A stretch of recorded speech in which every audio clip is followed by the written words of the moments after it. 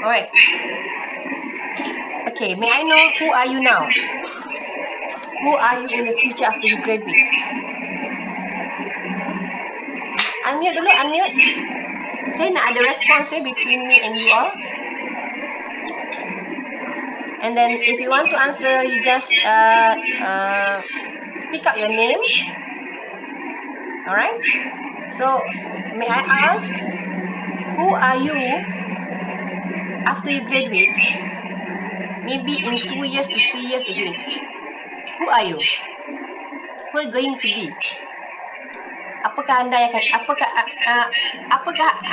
anda akan jadi apa, seorang apa? Ada siapa nak jawab? Designer. What kind of designer?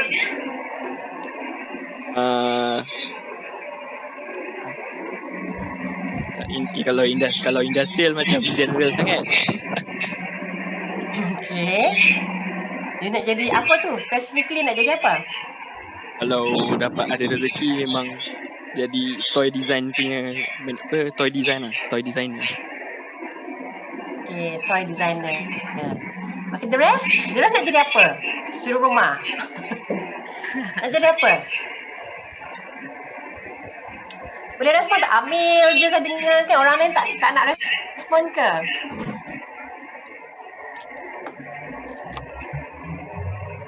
Sebelum kita masuk kepada topik ni. And why? Carmen, you nak jadi apa nanti lepas you graduate? Mungkin jawab. You nak jadi apa? Saya doktor.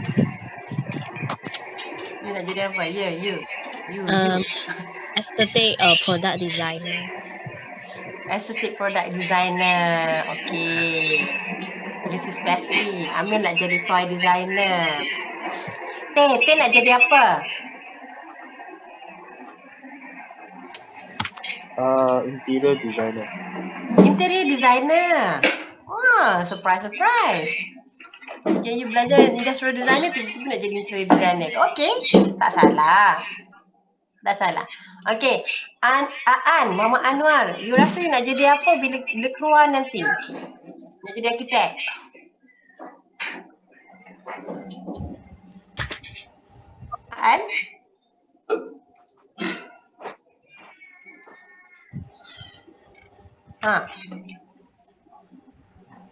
Mama Anwar. Tak dengar. Tak dengar? Suara saya jauh ke? Suara Aan tak dengar betul. Jauh sangat? Dengar. Okey, dengar Aan. Betul tak engineer? Okey. You dengar soalan saya tadi? Dengar. Okey. So, lepas graduate dalam masa setahun, 2 tahun, 3 tahun, apa yang anda akan lihat? Anda jadi seorang apa? Prototype engineer. Prototype engineer. Interesting. Okey, tahu ke prototype engineer jadi apa? Tahu. Apa dia? Sebenarnya dia buat prototype lah. Cuma dia lebih kepada spesifik bahagian ada masuk engineering skill macam tu lah. Okay, you boleh kira-kira lah semua ni. Silap kos lah you ni sebenarnya. Tak adalah. Okay, good. Ada. Okay. Alright. Zulaika, you nak jadi apa lepas you graduate? What kind of designer you want to be? Ready je, saya pick up nama Fashion designer. Wow. Okay. Ni pun masuk silap kos ke apa ni? Tapi tak apa, industrial design juga boleh jadi fashion designer juga Ada siapa lagi ni? Admin. Ada orang yang tak masuk lagi. Fauzan, you nak jadi apa Fauzan? Bila you graduate? Jadi bos doktor. Jadi bos. What kind of boss you want to be? You nak jadi bos apa tu? Nak buka bisnes. Jadi bos lah dalam tu. Yeah. What kind of industry you want to be in? not sure yet, but maybe Uh-huh. merchandising and small products. Okay. So you still see yourself in design industry, right? Yes. Okay, you're not in a food and beverage, nak buka cafe, tak ada lah. Food and beverage juga maybe. Okay, alright. Faza nak jadi apa bila you graduate nanti? You have to be clear because why I'm asking you this question during your 4th year, I want you to be aware. I want you to be keep in your mind. Bila you graduate nanti, you status you sebagai seorang apa sebenarnya? Jadi I nak tengok setiap orang tu ada potensi masing-masing. So salah seorangnya Faza. Faza, what you want to be after you graduated? Assalamualaikum doktor. Good morning. Salam. Saya macamnya doktor tahulah saya nak jadi YB lah, insya-Allah. So saya nak membela orang-orang industri sebab macam sekarang ni buruh susah sikit. So orang macam saya ni nak membela orang-orang industri lah, insya-Allah. Oh, okay, nak jadi YB. Jadi politician lah. Yelah, tapi kan there's a process to going through kan. Hidup Faza. So maybe first government employee in industrial field, in ministry, then I don't know, inshallah. Okay. Who knows next? I will share a bit about what you mentioned just now. Being a government employee, try to serve the industrial players, stakeholder. So yeah, I have experience with that particular position. Not me, but my friend. So later I will share with you. Okay? Okay, siapa lagi yang nak share apa nak jadi besok bila graduate? Dah ke dah tak nak? Hidayah nak jadi apa besok bila graduate? Syafiq doktor, Syafiq. Oh Syafiq, Syafiq lagi lah dia dah ambil diploma. Syafiq. Besar cita-cita dia Syafiq ni nak jadi apa bila graduate nanti?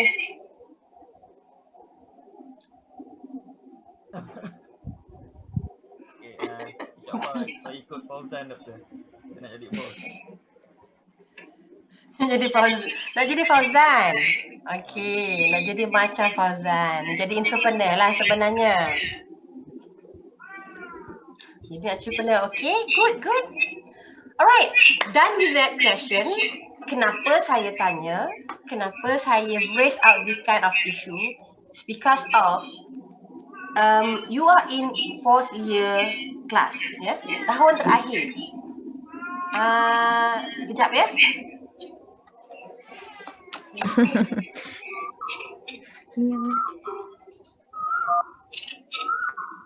Oh, bunyi burung. Tak bunyi kakak. Oh, burung apa tu? Burung siapa tu? Burung lagi ngeri. Yo.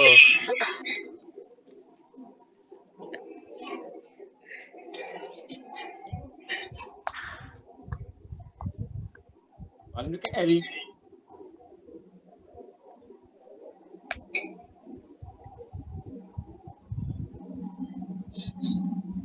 Itu superior. Aku entah buku. Sorry Okay, boleh kita sambung. Maaf. Okay,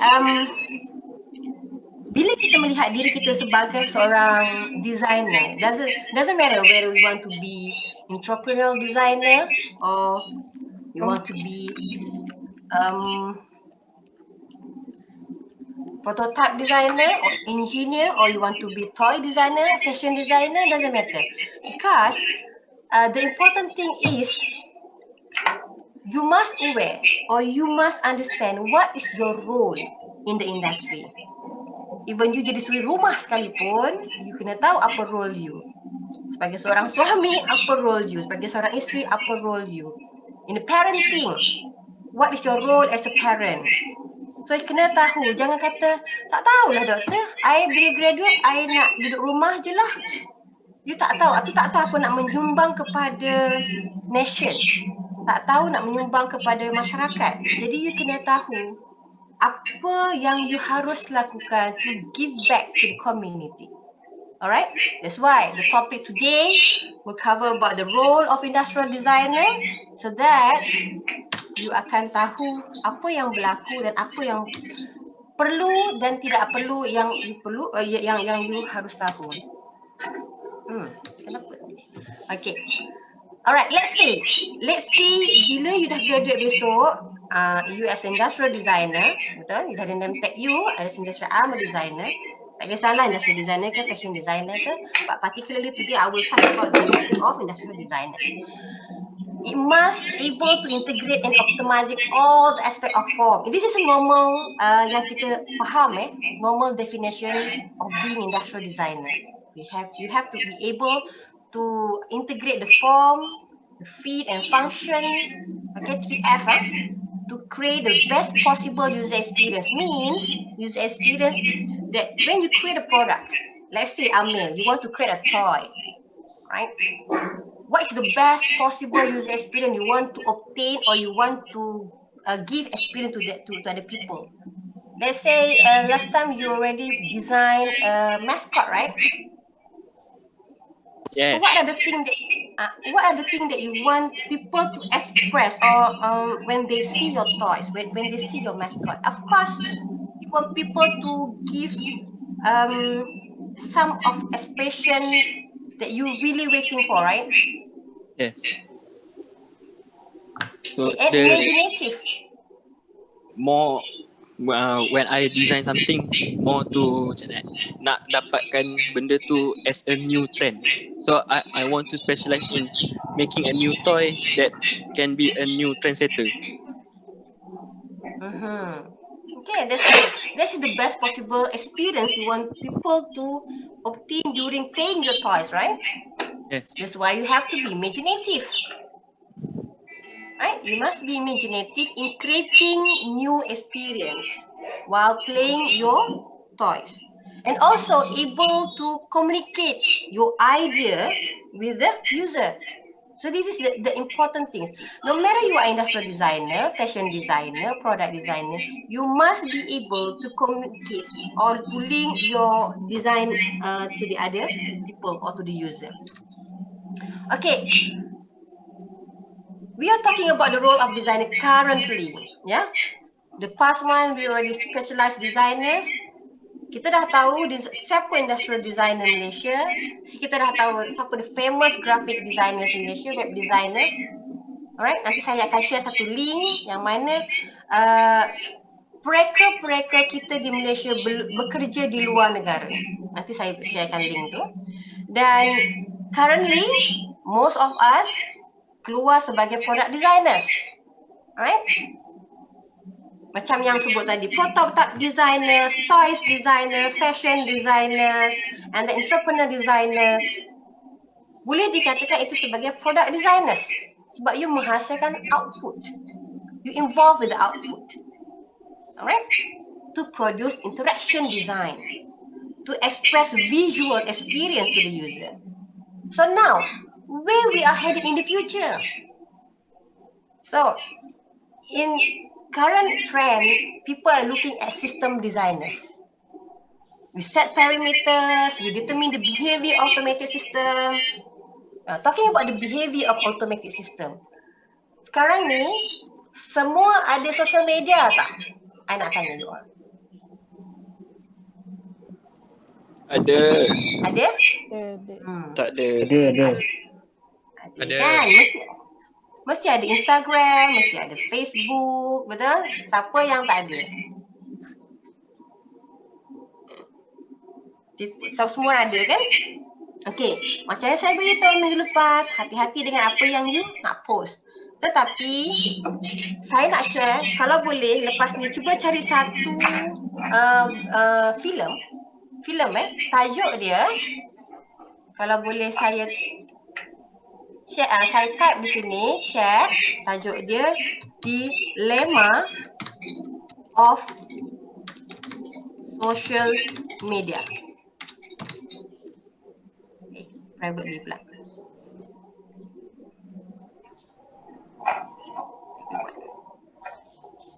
So this film will give an what they call it experience that some of you not aware with what happened with the algorithm of social media. So kalau boleh, you tengok cari nanti ya. Kenapa pergi ke Jawan seorang ya? To everyone. Tajuk dia begini, dilemma of social media. So you have to understand what the algorithm of behind the Instagram and Facebook. Why I'm releasing this kind of issue? Because of behind these social medias, there are a behavior design behind it. The engineer, the software prototype designer, they are creating new trends and designing new behaviors without your awareness. You tak perasan sebenarnya you direka bentuk oleh engineer-engineer di balik tabir social media macam Instagram, Facebook, Twitter dan sebagainya. Okay? Saya tak nak cerita panjang pasal filem tu, tapi kalau boleh cari selepas ini ada task anda dan kita akan discuss minggu depan. Ya, Dilemma of Social Media. Tolong cari video ni, filem ni dan kita akan discuss. Jadi, sistem designers. Kita tak bercakap tentang produk saja. Kita cakap pasal sistem pula in the future. So, kita bukan, it's not only tangible but also intangible. Juga sama apa yang berlaku pada kita hari ini. Kita belajar secara online. Saya tak dapat sentuh anda tak dapat lihat saya secara fizikal. Jadi kita terpaksa masuk ke dalam satu trend baru yang telah direka bentuk oleh pereka sistem. Ya, itu yang namakan yang saya kata tadi, designing user behavior through design. Alright. So this is what has been involved in design industry. Kenapa saya enter tak boleh? Okay ni.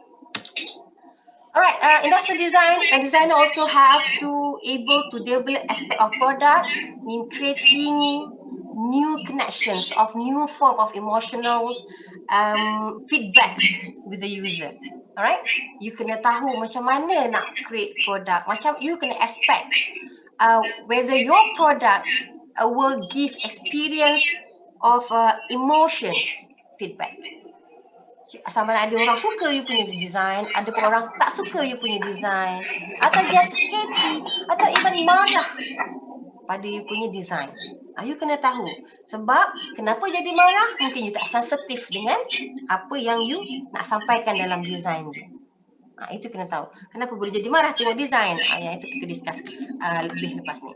So, you must be able to create a visual appealing design. Bila orang tengok design you, you akan kata, wow. Dia akan bagi satu experience atau rasa. Ya, bila melihat mereka bentuk yang you hasilkan. And also, ergonomic. This is normal context yang selalu kita sebut dalam kelas studio. Ergonomic, aesthetic, function. But whether you know deeply about these factors of design, you must be able to produce your output and put your object on the shelf, and then you can see how the user will functionally relate and interface or live with the product. Alright, just bukan semata-mata hanya buat design yang cantik, hanya ergonomik yang sedap dipakai, tapi adakah dia memberi impact kepada masyarakat? You tak tahu selagi you tak letak design you di ruang peragaan ataupun di rak-rak produk ataupun jualan. Okay, dalam proses mereka bentuk, dalam memberi servis mereka bentuk, you must be able to consult with client. Kenapa? Why? Pernah tak dengar do and don'ts? Pernah dengar? Okay. Hisham, what is the do and don'ts in making product? Give me one.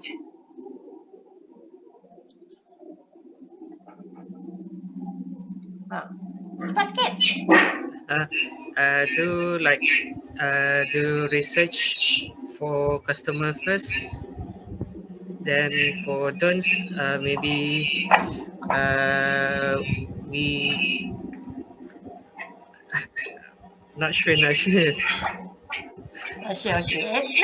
Never mind. Okay, you get 1 point there. Alright, research, yes. But there's another stage of making a design. Do and don'ts, ya. You kena tahu apa yang klien suka, you kena tahu apa yang klien tak suka. Contohnya, Chinese girls, Chinese students here, betul tak kalau saya kata you all, masyarakat Cina tidak suka mendapat hadiah berbentuk jam? Siapa boleh jawab? One of you, Rain, Jawan, tolong. Answer.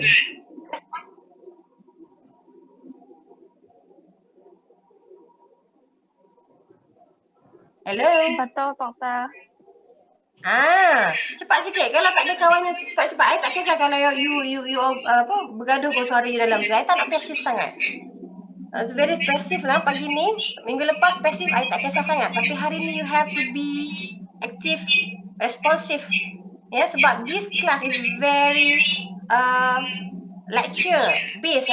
Kalau you tak ada two-way communication macam ni, you akan dengar saja tapi you tidur belakang saya sebab you dah close you punya kamera.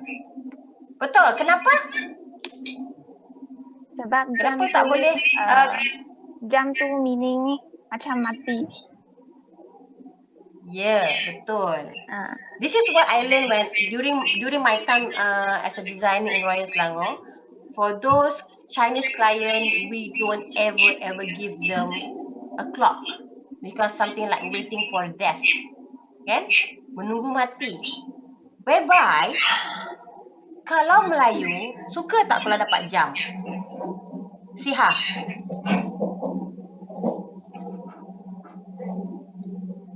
Siha?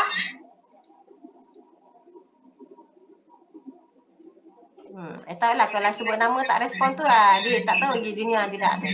Haziah, Perak tu. suka tak you dapat jam? Suka, doktor. Suka. Suka. Ya, suka. Suka sebab kita memang appreciate jam sebab dalam masyarakat Muslim dan Melayu, dia ada verse masa itu emas. Dalam Muslim life pula, ada satu surah yang menyebut masa. Ya, wal asr. Sebab tu kenapa kebanyakan klien yang berlatar belakangkan Melayu ataupun Muslim, dia lebih suka kalau diberi jam, hadiah jam berbanding Chinese yang tidak dapat menerima bila diberi hadiah sebuah jam. So you kena faham. Consult with the client. Who is your client? Is it Chinese? Is it Malay? Or is it Indian? Ataupun Mak Saleh? Ataupun orang Jepun? You must know what they love, what they don't love, and please wear the do and don't. Jangan langgar tabu mereka, so that you can design a product that fit with their requirement and culture. This is very important. Ya, bukan main shot sendiri bila you buat design. Ya, you kena faham apa latar belakang klien you. Ya, betul. Siapa tadi yang jawab research? Ya, I have to research. Hisham, you kata I have to research about my clients.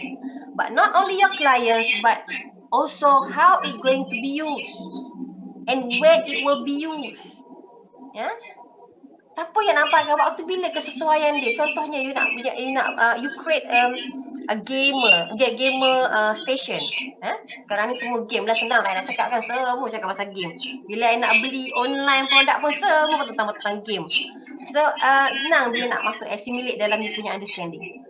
So let's say you want to design a gamer workstation atau gaming station. Selalunya mesti orang nak duduk waktu malam, orang tidur, dan you duduk sedap-sedap dalam tu. So you have to research what is the gamer punya behavior.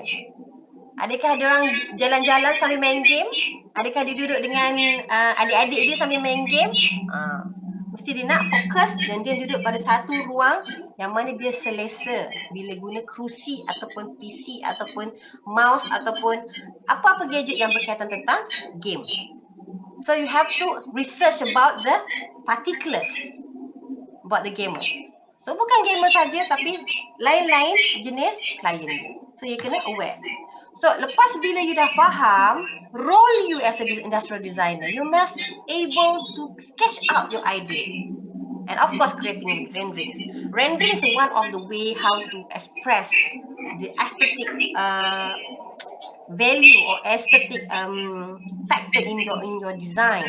So you must be able to visualize it in paper or computer or any software, which is I believe currently everyone able to draw using a tab. Maybe, alright? Because kalau tahun 1 you tengok semua junior you ada tab yang kita boleh buat sketches atas dia. Dia tak perlukan kertas dah. So kalau saya pasti anda juga besok keluar akan menghadapi perkara yang sama. But don't forget about papers too. Still valid until the end of the world maybe. Siap? Okay, ini yang you tengok taksana visual design representation. Kita akan cover dulu about the sketches. We're talking about the sketches. What kind of sketches that involved in the process of designing. So kita akan ada idea sketch, kita ada referential sketch, kita ada rendering sketch and prescriptive sketch. Apa tu banyaknya sketch doktor. Kita buat satu je sebelum ni. Kita buat sketch masuk dalam binding dalam sketchbook. Betul? But you must be able to differentiate between the sketches that you made throughout your process in UPM while you're learning. Actually, you're already involved with this kind of sketches types.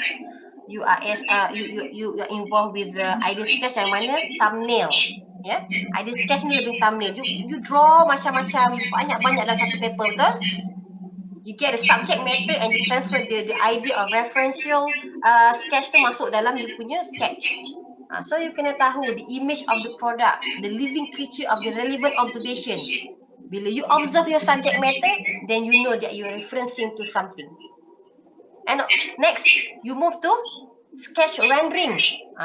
Sketch rendering ni, whether you guna pastel, whether you guna Photoshop, or maybe you pakai tab, you boleh guna untuk semua sketch rendering ni. And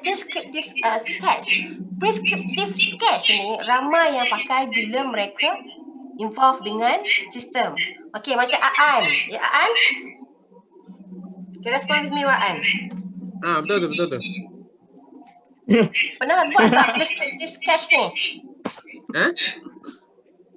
Pernah buat tak prescriptive sketch ni? Prescriptive Apa yang faham tentang prescriptive sketch? Mungkin describing the part of the idea. Yes, part of it, yes. Pernah tengok Miss Buster? Sampai ada Astro, dia ada rancangan, ada satu channel tentang Miss Buster. Ada. Tengok kan? Yeah. So ini adalah antara yang famous TV show yang dianggotai oleh graduates from MIT.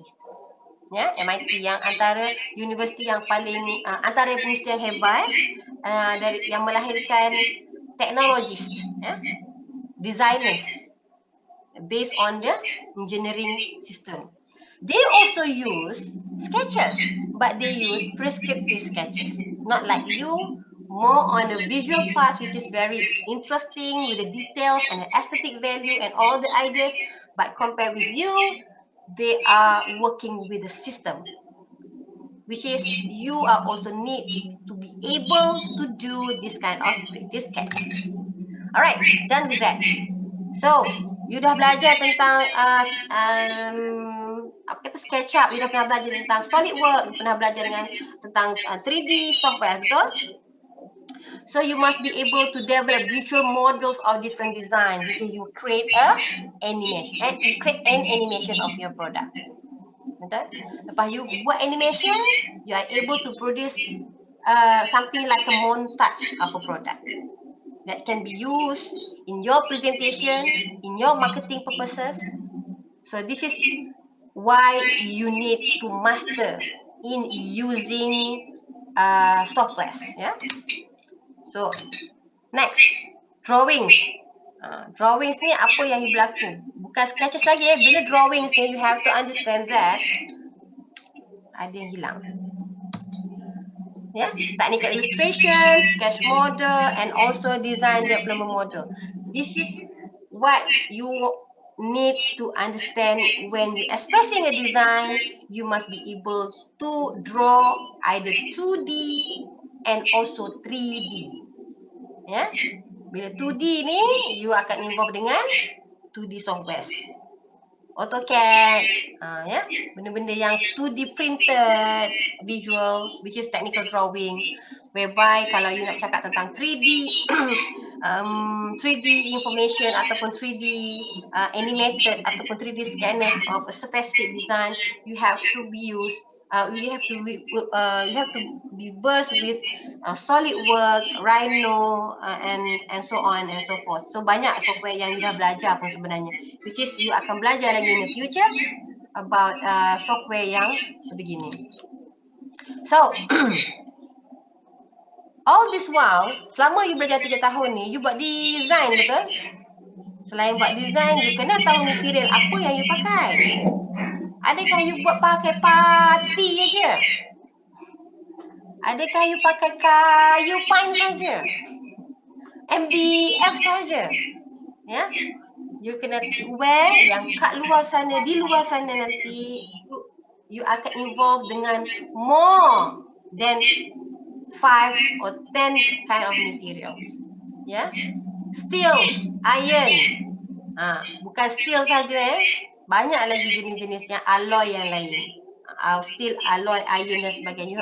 You must know the difference between those material. Wood itself has different kind of quality, different kind of character. So you must be able to identify which wood are suitable on certain products. Alright? Why?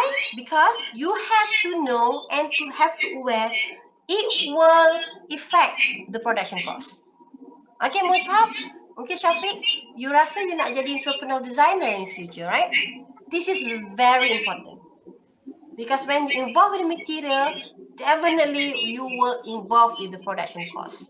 Whether the material is expensive, let's say you want to make a laser cut output untuk hot contohnya, tulisan atau kaligrafi untuk Chinese contohnya. You nak laser cut kayu dengan laser cut ada material like metals, mana yang lebih mahal? Of course, saya jawab untuk you. Of course lah kayu kan, sebab dia cepat dan juga dia mudah. It's burnable material. Whereby kalau metal, you need to have a better and high end of laser cutter. So you must know what kind of material. Yeah, certain material makes nicer product.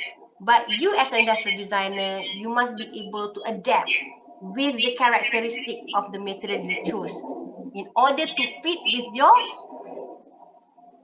you punya budget. Bila you nak jual sesuatu produk ataupun you nak please the client requirement, you must be able to please with the cost. You nak buat cantik-cantik, gempak-gempak, tapi you punya material mahal, so no point. Okay, because it's affecting the manufacturing process, the inventory, lease, the workshop information and the purchasing tools, which is more on procurement. Kalau you involve dengan orang kata apa? Something like what you call it, components. Kalau you bukan sekadar material tapi you perlukan komponen skru contohnya, dia juga akan memberi kesan. As an industrial designer, you must also be able to work with other specialists like engineer, prototype engineer. You must be able to work with AAN. Contohnya, kalau toy designer, you must be able to work with the kids. Specialist ni, kids ni. You bukan ingat kalau Amir rasa dia nak bekerja dengan nak buat toy design, tak semestinya you buat dengan Lego saja. Yes, Lego company is a specialist in making toys, but the most expert person in toy industry is the kid itself. So you have to work with the specialist. You have to work with the kids.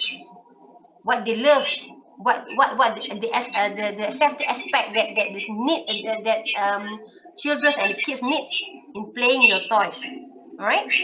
So in a manufacturing, you have to be able to communicate with the CNC worker, all right, tool and die person, planning person to evaluate whether your design will need a reasonable cost. Adakah you punya design ni akan jadi mahal sebab involve CNC ataupun hanya involve laser cut which is lebih murah teknologinya. You must be able to define that. Alright, next. We're talking about the models. What is your role in making models, design models? So there's a functional models. I think ada yang hilang ya, minta maaf ya. Ada yang hilang gambar kat sini ni. Patutnya dia ada gambar kat sini. Anyway, tak apa. You have a functional model, appearance model, assembly models. So selain itu yang you buat selama ni, selama 3 tahun ni. Betul? To express your idea in a 3D form. Alright, with the details, with the colors, with the aesthetic details and the design features.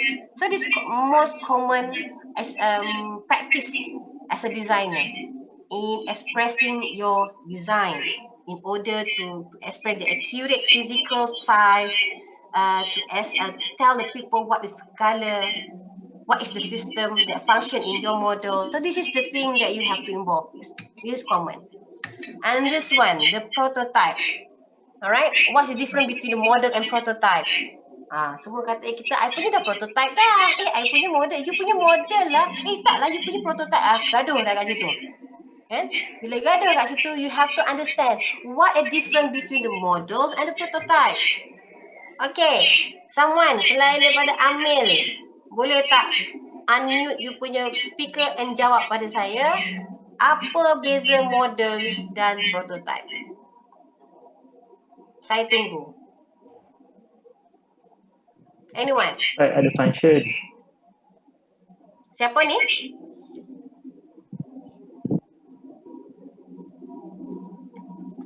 Tell your name. Haikal. Haikal, yes. Yes, Haikal. Kalau prototype ada function.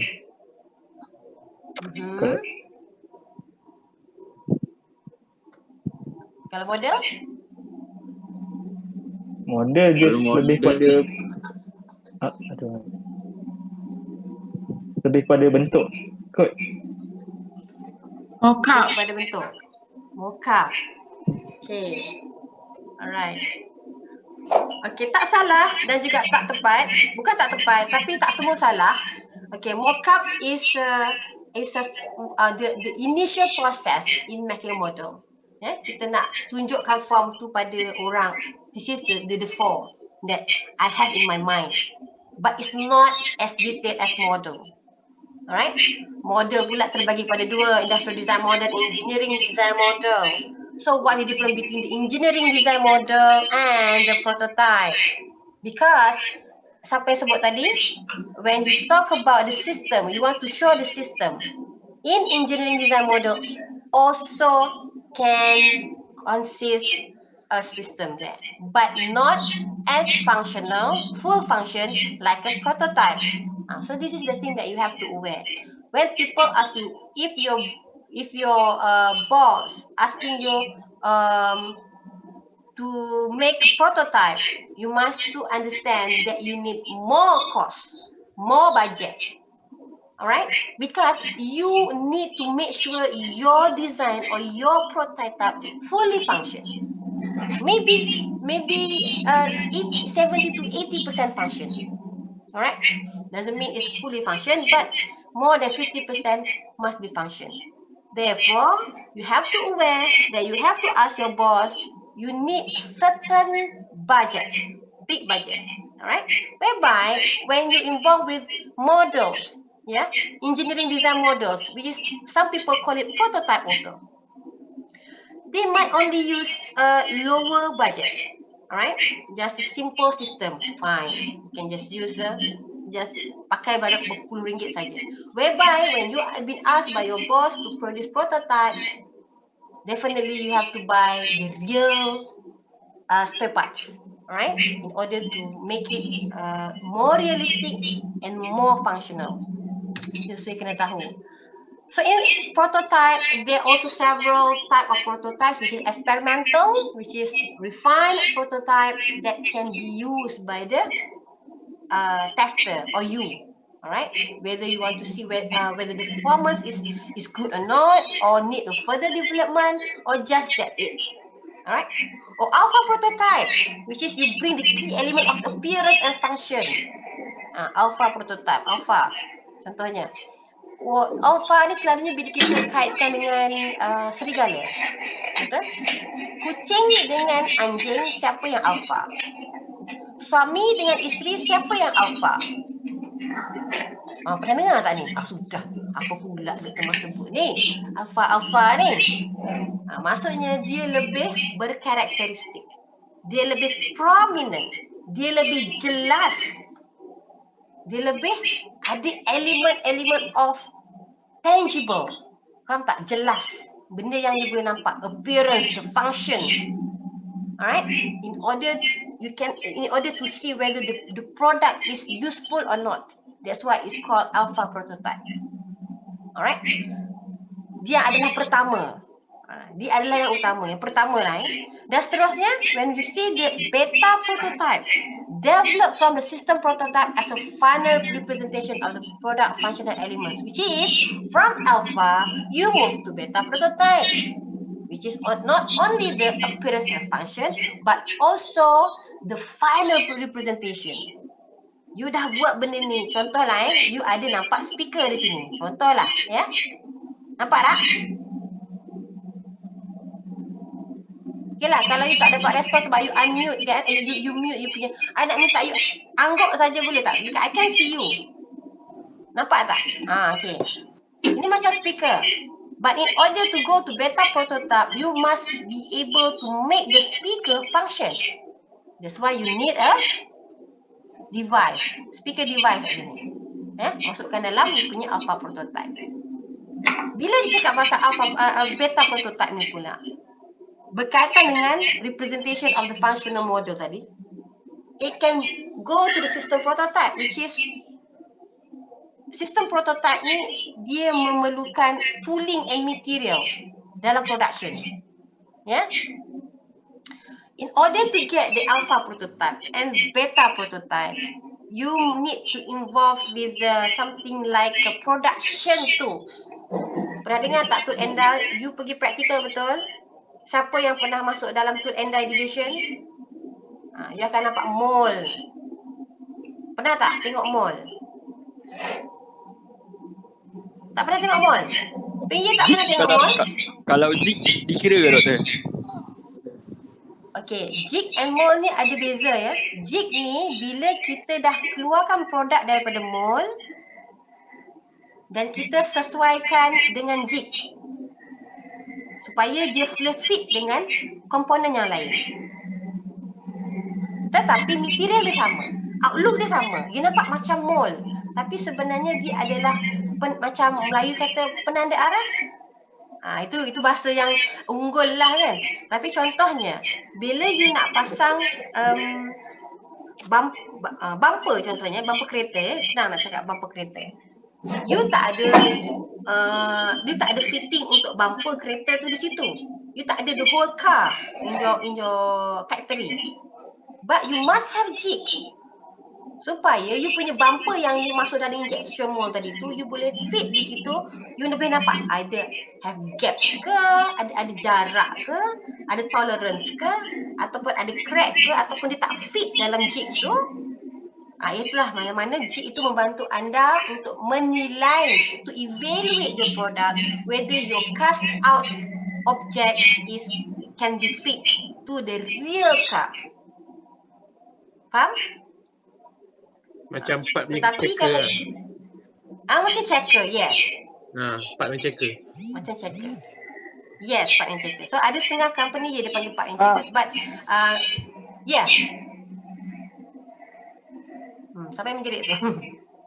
Okay, tapi jangan rasa confused bila you tengok material dia sama. Okay, this is mold.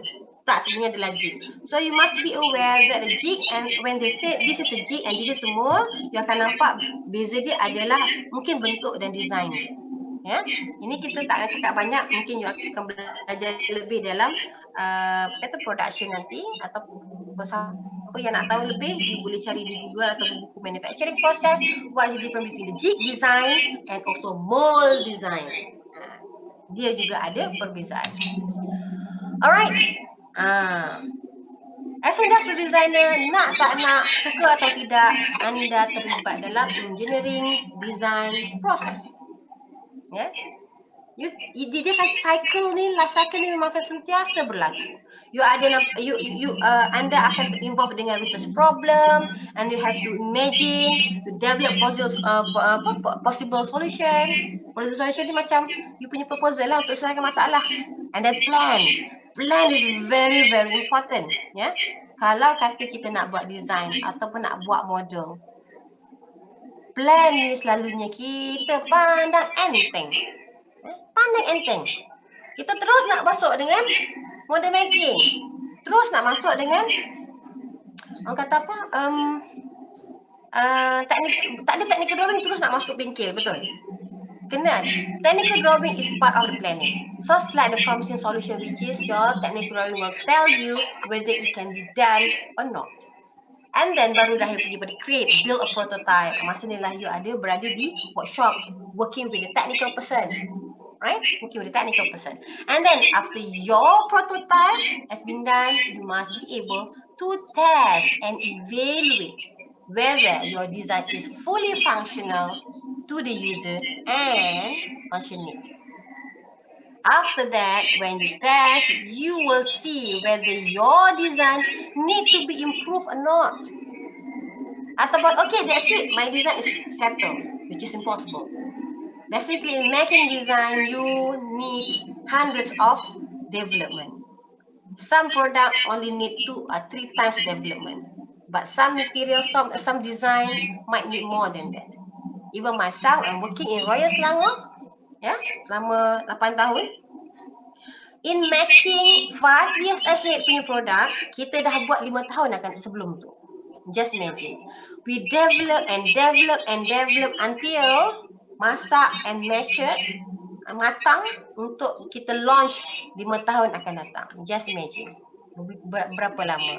Which is, I believe that some of you also experience the same thing while you're practical training. And also ask, identify the needs and constraints. Again, you have to check back what in your findings with your user, yeah, with your research, yeah, so that your research problem is fulfilled, settled. Then you can see again, nampak tak life cycle ni sentiasa berpusing. This is the development process in order to evaluate the product safety, the appearance and the function, whether the design is practical or not. So this is the normal practice yang selalu you dah lalui selama 3 tahun. Aware that. Jangan lupa, bila graduate je, tak tahulah apa yang belajar hari tu. Most of your senior ada begitu. Dia tidak sedar apa yang dia belajar. Dan dia tak sedar, dia tak sedar apa yang dia belajar itu sebenarnya berlaku dalam hidup. Walaupun bukan designer, tapi juga kalau dia bekerja sebagai selain daripada itu. Okay, when you have all those ability, bila you boleh buat sketch, bila you boleh buat model, you boleh buat 3D, and then you are able to produce your own prototype, and when you have a prototype, you are able to quote a cost, production cost, manufacturing cost, and then you are able to present your client about your product. What is the details, what is the aesthetic value, what is the function, what is the cost, how it can be used, where it can be used. Alright, so this is the thing that you must be prepared inside. Prepare before you present to your client. And then, when you present it, designs and demonstrate your prototypes to your clients in order to get their approval. let's say like in jewelry design, jewelry design. I tak cakap pasal yang lain sebab ada juga my friends or your senior doing practical in Jia Hui Jewelry in Penang. Dia sebagai product designer di sana. Beliau mereka bentuk charm. Tahu yang saya pakai kalau pakai gelang perempuan suka yang bergantung-gantung tu, charm. So dia beli satu, waktu letak kat dia punya gelang, beli satu letak dia punya gelang. Hanya untuk buat charm tu saja juga melalui proses yang sama. Alright? Itu juga perlu mendapat approval bila dia dah ada kos-kos tertentu. Macam mana charm yang susah dengan charm yang mudah memberi efek kepada harga charm tersebut. Alright, bila you involve with the presentation, you must be aware that you need to able to explain the storyboard. How it can be used. How it works. Dalam panel selalu kita sebut how it works. Whether you wear it on the body, whether you wear it on the arm or leg. Alright? So you have to be able to explain this. And layout in rendering. Layout rendering ni boleh tengok. Boleh saya tanya, siapa boleh respon? Presentation visual yang bagaimanakah ini? Layout rendering. Jun Hong?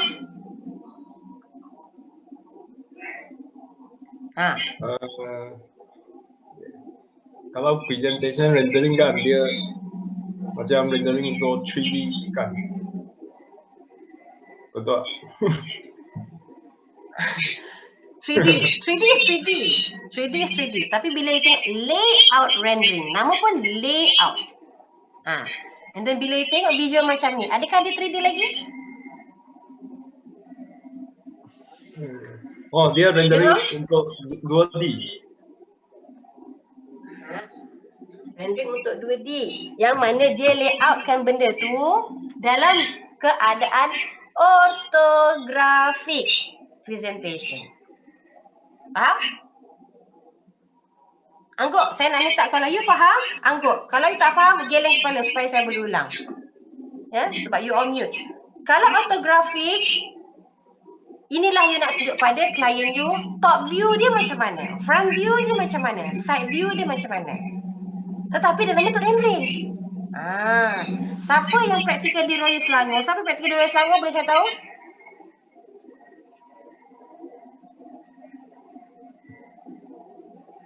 Tak ada Tak ada. Okey, kalau Panasonic ada tak? Okey, saya nak tanya Toru. You punya company ada tak minta you buat layout rendering macam ni? Ada. Ada. So you mesti biasa kan dengan layout rendering. Definitely you must be able to see to define the product, the top view of the product, front view of the product, and the side view of the product. What happened to these views?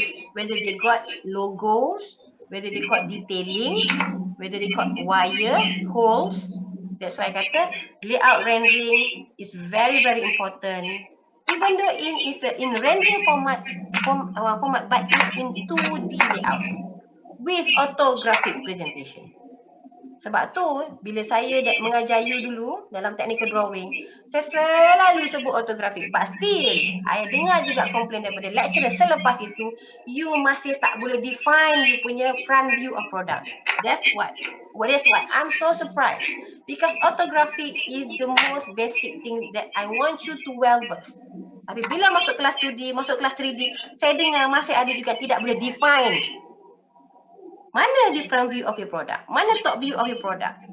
So, baiki skill ini. Sebab bila you keluar bisnes sebagai designer ataupun apa-apa sekalipun, you must be able to tell people what happened on the top of the product. What happened on behind your product. Mesti ada labeling dan sebagainya. Contoh, labeling kat mana? Kat depan ke kat belakang? Yang mengatur tengah-tengah tentang sistem. Contohnya kalau bateri tu kata 200 mAh. You nak letak kat depan ke kat belakang? Atau kat bawah? Alright, that's why layout rendering is very important. Alright, and also the representation rendering. Ini yang kata tadi Juhong kata 3D. You tengok gambar mana satu pun tak tahulah. So this is the 3D. Nampak tak yang I bulatkan ni? Angguk kalau dapat. Okay, Presentation rendering, that of course you involve with the software that making 3D models presentation. Alright, you must be able to compare between these two. Jangan kata confuse lagi besok bila bekerja. Layout rendering dan presentation rendering sama lah bos. Dia ada beza. You must be able to present these two kind of presentation. You must be able to identify if your client or your boss asking you whether the layout rendering or presentation rendering. And also the diagram. Ni kalau macam Aan contohnya. Ya, saya ambil case study of your friend itself. Contohnya Fitri. Fitri pun suka buat sistem. Azimah pun suka buat sistem. So, diagram juga adalah penting bila you nak present pada client you. Not only the layout but also the system. How the schematic presentation give some help in presenting your product. Alright? So diagrammatic drawing people say. So ini yang selalunya engineer pakai ataupun prototype designer pakai ya. Okay. The appearance prototype. Appearance prototype ni selalunya yang kita tengok bila ada motor show kan, ada perempuan comel kan, berdiri sebelah kereta. You sukalah, you ambil gambar bukan gambar kereta, you ambil perempuan tu. So the appearance of the prototype kan, you akan nampak the detailed representation that combines function with exact product appearance. Nampak ni? The detailed representation that combines functionality with exact product appearance. Yang ini yang kata tadi, kita mengharapkan produk kita produce user experience, produce emotional value. Bila orang tengok, wow, wah, dia ada lampu ni lah. Tingkap pintu dia boleh slide out lah. Instead of kita buka kiri kanan kita buka macam biasa. Wah, dia slide out lah. Ataupun dia terbuka ke atas lah. Butterfly window lah. Contoh, something like that. This is how the appearance prototype function in presenting your product. In presenting your idea to the, not public, but something like launching ceremony. Launching ceremony selalunya appearance prototype memang diperlukan. But this appearance prototype tidak perlu fully function seperti dia boleh dibawa keluar drive, test drive. Contohnya case study sini adalah kereta, betul? Doesn't mean this appearance prototype can be drive out in the parking lot ataupun sebagainya. It's just to show the appearance of the product. It's just to show the appearance of your design that you already presented to your client, maybe last month, maybe last three months. Okay, this is the outcome. This is my prototype. This is our prototype expressing the idea that we presented to you last 6 months, last 3 months contohnya. Contohnya kalau Proton sendiri, mereka ada prototype area yang memang full scale. Kereta full scale boleh buat pakai 3D CNC saja. So you boleh buat benda ni untuk menyampaikan apa yang you dah buat dalam you punya design, which is involving the sketches, model, 3D modeling and models, and now is prototype. Compared to the appearance prototype, pre-production prototype. Apa pula pre-production prototype ni? Final prototype selalu kita panggil produce components, involvement of components. Yeah? They produce pre-production prototype in a small volume. Small volume. Dia tak banyak pun. Sebab mungkin dia nak buat testing. Ya? Tapi dalam pre-production prototype, they already kata apa? Test ready. Kita panggil test ready ya. Saya boleh test. I boleh type kat sini. Test ready. Test maksudnya. Test ready ni bila kita nak tahu performance dia, sama ada bumper dia kukuh atau tidak. Alright. Ini macam S70 yang barulah hari tu. So it would involve majorly on components on the real products.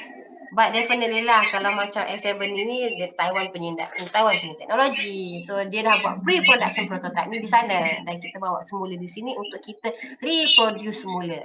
Ya, reproduce semula but with the cosmetic change. Ya, kita tak adalah ambil bulat-bulat dan kita tak buat perubahan macam kita copycat je.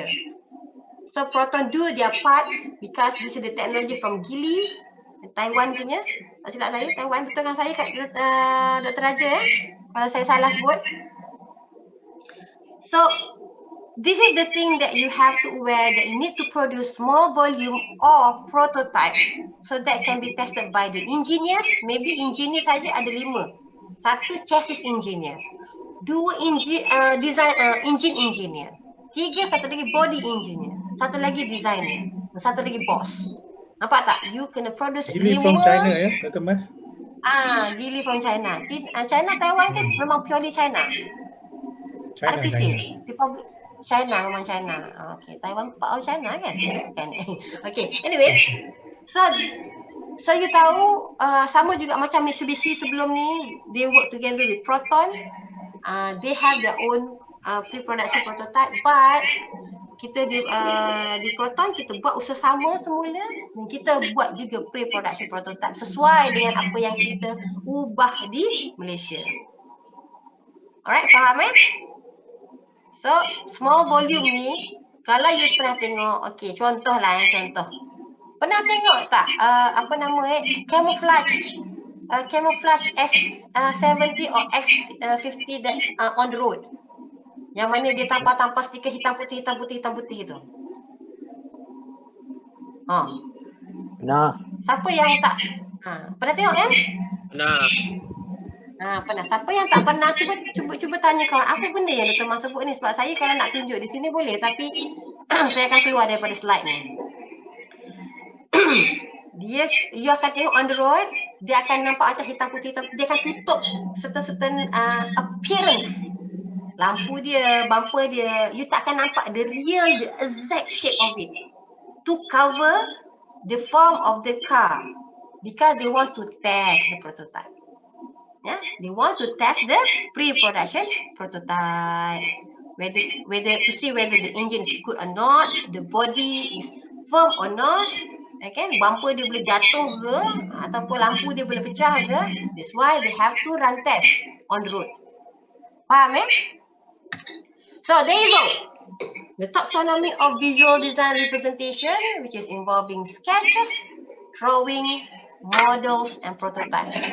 Under the sketches alone, you involve the personal sketch, shared sketch, persuasive sketch and over sketch. Ini macam saya sebut tadi, sama di terus ya. And the drawings, industrial drawing, industrial design drawing, engineering design drawing. You kan nampak beza dia apa. Satu lagi more presentative, more visual appealing ya, ada color dan sebagainya. Whereby in engineering design drawing dia lebih technical, lebih systematic. In models, they also industrial design models and design engineering design models. You tahu patutnya bila you tahun 4, yeah, the final year you must be able to talk with your supervisor or your industry that you work with. Okay, I will make the industrial design model first. I will do the model first, block model first. And you have to understand that block model is industrial design model. Whereby, okay, I can show you the system, how it functions in my model. And then you know you have to produce engineering design models. Alright? And after that, when you already finalize with the form and the function and the concept and the function, you go to the prototype to test whether your concept and the design can be used or not. Alright? And then if the industrial design prototype able to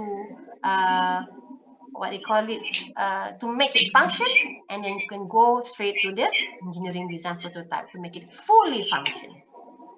Alright, and okay, sekarang ni you as a trend you student banyak guna 3D printing, betul? Dan banyak 3D printing Pada siapa yang lebih prefer kepada modeling biasa lagi, mungkin anda tidak akan sampai kepada engineering prototype. Tapi for those who are really keen in using 3D printer, selalunya you akan boleh terus masuk kepada engineering design prototype. You skip ni. You skip yang ini juga. Because you able from 3D modeling ataupun 3D modeling, you are able to go straight to engineering design prototypes. Alright? This ability not all designer have. Tell you. Tak semua orang boleh ataupun mampu untuk buat prototype directly from the concept. Selalunya, designer yang sebegini adalah designer yang experience ataupun talented designer. Sebab tu kenapa bila tahun 1, baru masuk tahun 1, bila you dah buat solid work untuk explain pada kami design, kami susah nak evaluate. Sebab aesthetic value lacking, system lacking. So kenapa nak semangat sangat nak tunjuk solid work? Because you sendiri-sendiri pun tak lepas. Sebab tu you must know where to start and fit with your ability. Selalunya bila straight kepada solid work ataupun Rhino ataupun Katia adalah orang yang lebih bekerja lebih daripada 3 hingga 5 tahun. So janganlah tinggal proses modeling ni. Janganlah tinggal proses sketching. Janganlah tinggal proses technical drawing. Ini penting. Selalunya ada student daripada sketches ni terus masuk sini. Lepas tu tak boleh nak express dia punya aesthetic value. Tak boleh nak express the detailing. Tak boleh nak express branding, the attitude. Kosong. That's why your design very rigid, keras, tidak beremosi dan tidak ada attitude. Ya, hati-hati dengan proses design representation ni. You kena tahu. So di tahun 4 ini perkara yang saya sebutkan adalah penting. You tidak boleh tidak lari daripada proses ini. Kecuali macam saya kata tadi, bila you dah masuk dalam tahun ketiga dan keempat, we involved with more projects. We involved with more companies inside and outside Malaysia. And definitely, you will be able to straight away from sketches to the prototypes. Because you know that prototypes, in making prototypes in 3D modeling, you also able to produce technical drawing. So you boleh buat reverse engineering. Yang dipanggil reverse engineering. Ya. Tetapi kalau boleh, kita sebagai designer, you pergilah sejauh mana, selama mana you bekerja. This process is vital. This process is crucial. Right? So that you complete the whole process as a industrial designer in making a product, prototype, car design, furniture design, fashion design, toy design, interior design. Jangan kata interior pun tak lalu benda ni. I got a lot of my friends yang freelance survive as a freelance interior designer. Dia punya gaji 5 angka setiap bulan. Ya, freelance. Tetapi beliau tidak pernah meninggalkan proses ini. Tidak pernah meninggalkan proses ini. Alright? Okay, done with that. Any question? Yes. Yes, what is the question? Maybe it's out of topic, tapi I want to asking about the drawing. Because doctor said our design mostly rigid kan.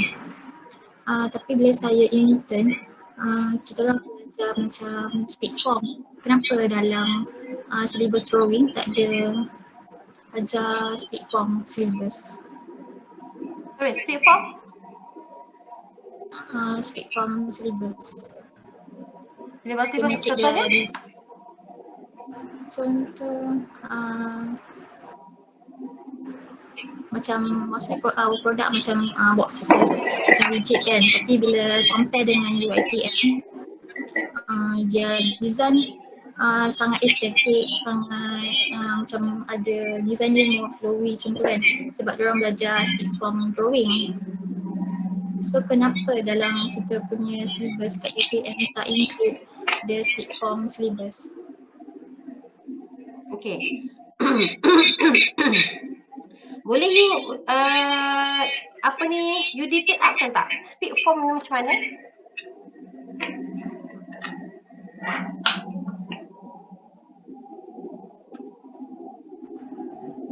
Jim ke yang bertanya tadi?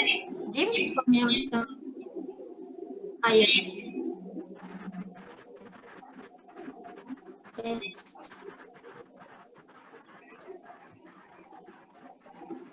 Macam mana speed form yang you maksudkan tu?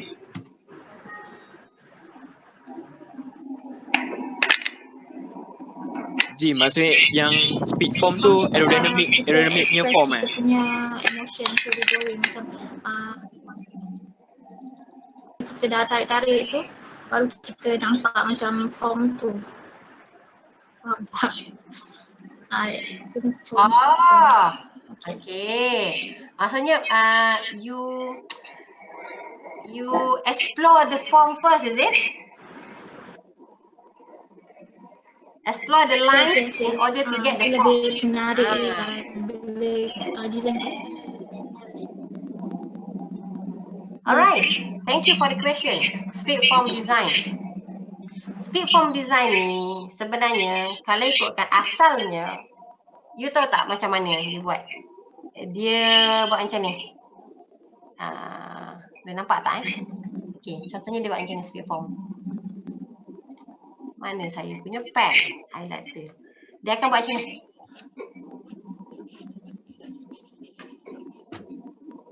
Okay, contoh. Ini asal speed form asal speed form. Dari situ, dia akan dapat satu form yang dia rasa sesuai dengan dia punya design.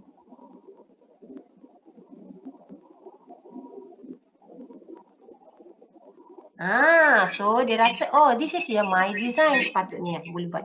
So yang ini dah tak pakai contohnya. Ini dah tak pakai contohnya. Ini dah tak pakai contohnya. Yang you dapat adalah yang sini sahaja. Okay, so ini dalam dia ni dalam dia contohnya ada shadow dan sini adalah bawah dia. Sebenarnya method ini dah lama pakai. Generally semua designer pakai. Generally semua designer pakai. But to explore form yang uncertain form, uncertain form boleh guna pakai approach ni. Bukan UPM meninggalkan syllabus ini, tetapi kita ada yang lebih advance. Kenapa kita nak masih guna? Boleh nak guna, tak ada salah pun. Cuma kita rasa lebih banyak lagi approach yang kita boleh beri pada pelajar. Dan speed form ini adalah sesuatu yang boleh mereka add on, yang boleh mereka explore sendiri. Alright, sebab speed form ni adalah simple je sebenarnya. You explore your lines in order to get a specific form. Okay, juga saya lalui proses yang sama semasa di Royal Selangor. I work with the designer from MIA graduate Malaysian Institute of Art. Mereka juga guna speed form. Dan saya guna speed form waktu itu. Tetapi bila saya rasa daripada saya guna speed form ni, sebab saya dah tahu apa bentuk dalam kepala saya melalui thumbnail.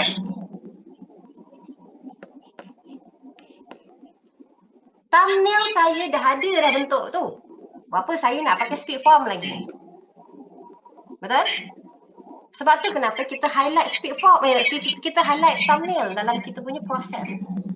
Tak, which is, okay, saya nak tanya siapa yang saya pernah dulu? Haziah ke siapa? I tanya dulu, pernah tak you buat speed form dengan saya dulu? Syamimi, sorry, bukan Haziah, Syamimi. Pernah tak buat speed form dengan saya yang mana you bila start dulu buat design, I suruh you buat macam ni? Ada. So Jim, proses ini adalah common.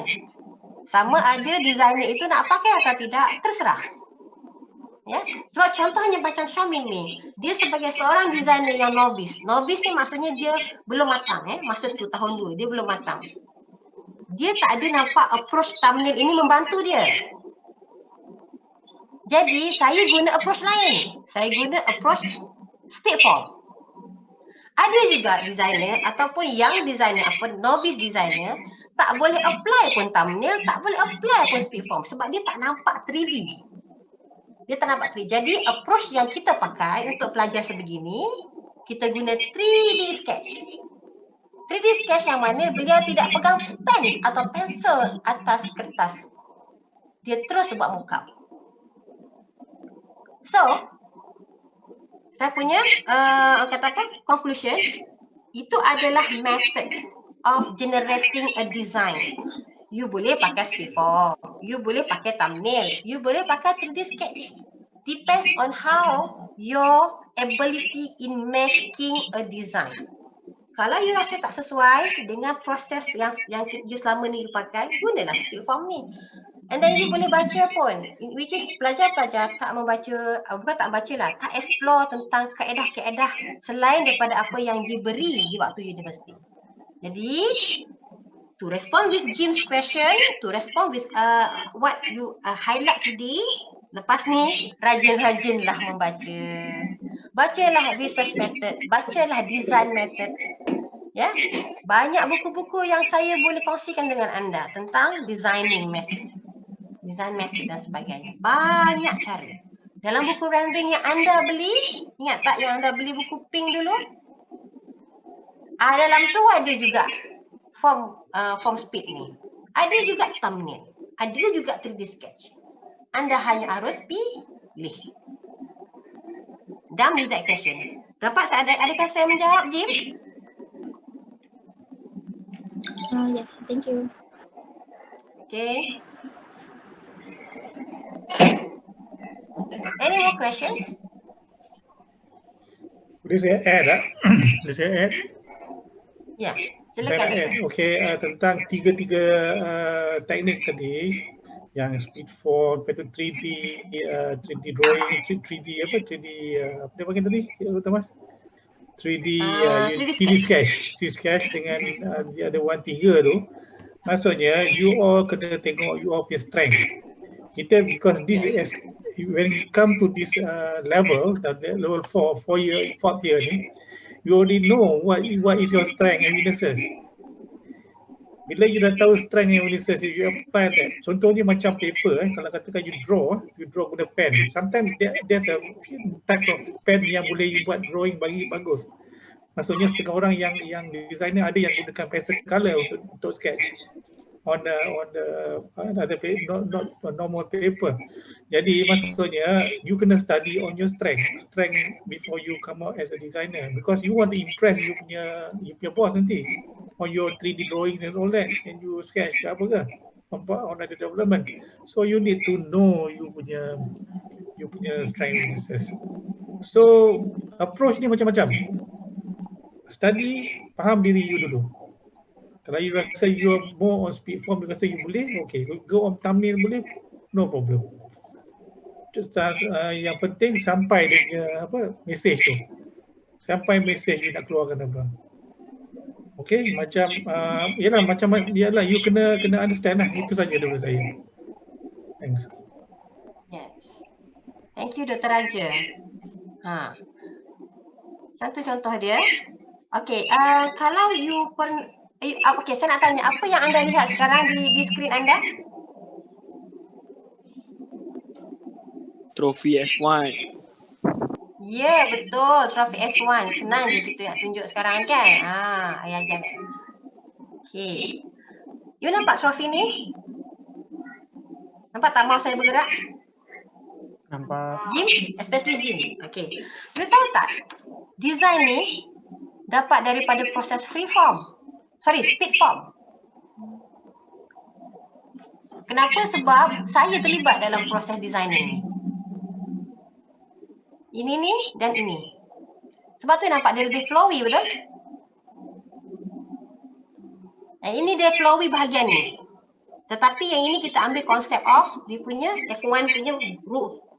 But to get the body form, masa ni kita guna speed form. Jim?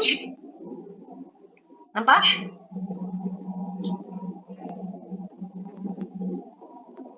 Hello Jim.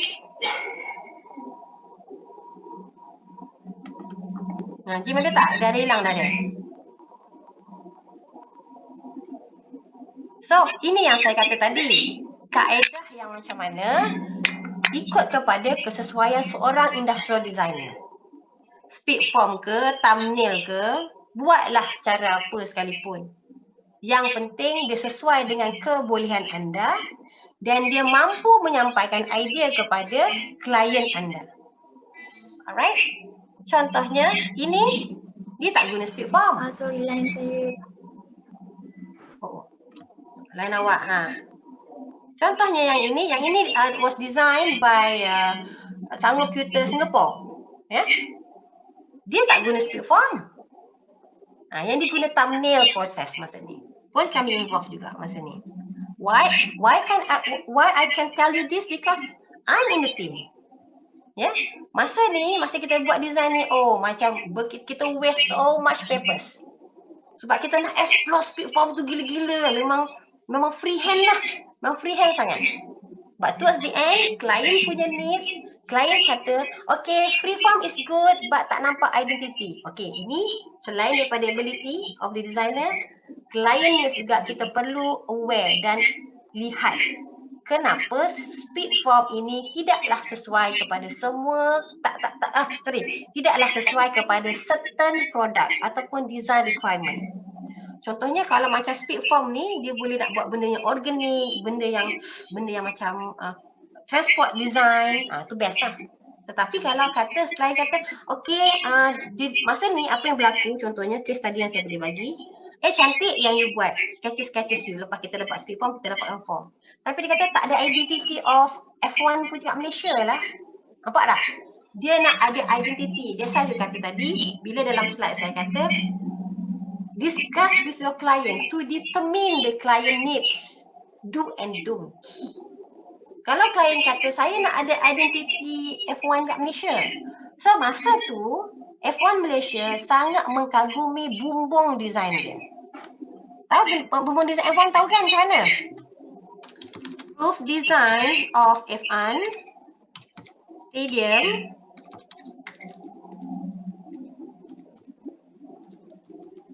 Malaysia. Nampak tak? Nampak tak ni?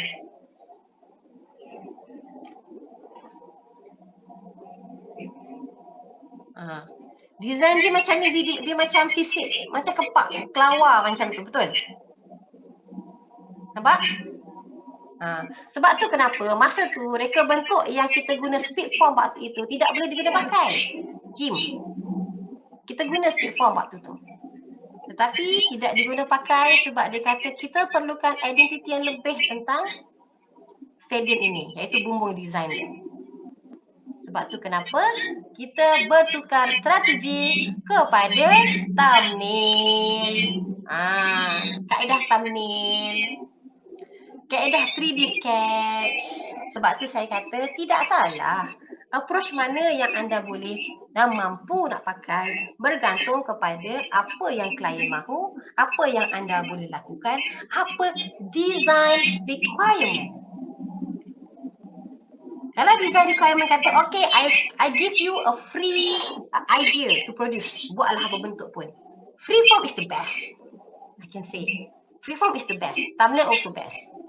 Tapi kalau klien dia kata ada specific requirement in making a design, then you have to pick a certain method in designing, such as 3D sketches ke, ataupun 3D modeling ke, ataupun 3D scanning ke, ataupun thumbnail.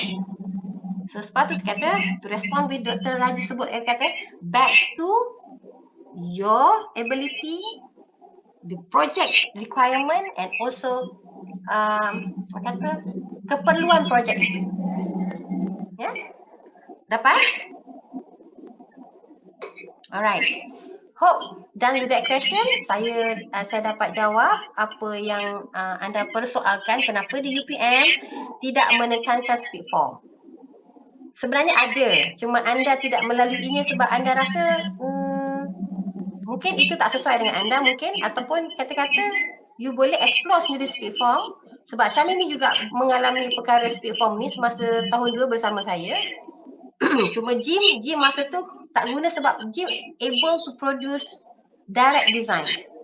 Sebab tu you macam question. Saya tak tahu masa tahun 3 dan sebagainya, sepatutnya benda tu you boleh apply. Tak ada masalah pun. Cuma bila you dengar benda ni semasa practical, okay, it's a new thing. Now, bila you balik pada UPM, you boleh explore pula methods tu untuk produk, untuk final year project you. Tak ada masalah. Go ahead. Boleh. Tak ada masalah. Alright? Okay, Jim? Okay, next question. Ada siapa lagi nak bertanya? 10:41. Okay. Siapa lagi nak bertanya?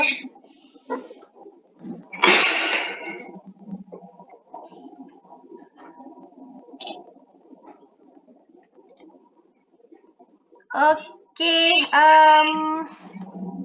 saya nak minta Putra Blast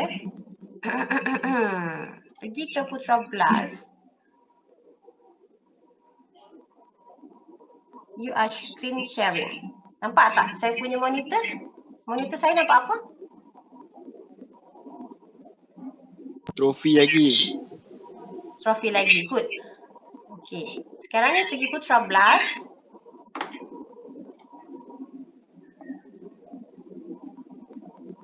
Ya, kita guna medium Putra Blast.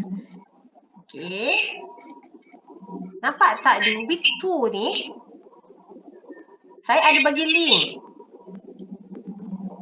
Boleh kita tengok movie. Movie pula, taklah movie sangat pun. Boleh tak kita tengok apa senario yang berlaku sebagai seorang designer Malaysia yang berjaya menempatkan diri beliau di industri 3D modeling di luar negara. Itu. Sekejap Boleh dengar ke?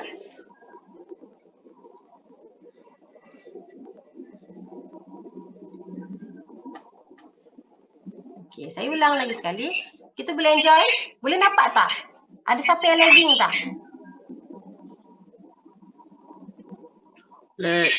Lagging sikit. Lag Okay, nanti boleh tengok.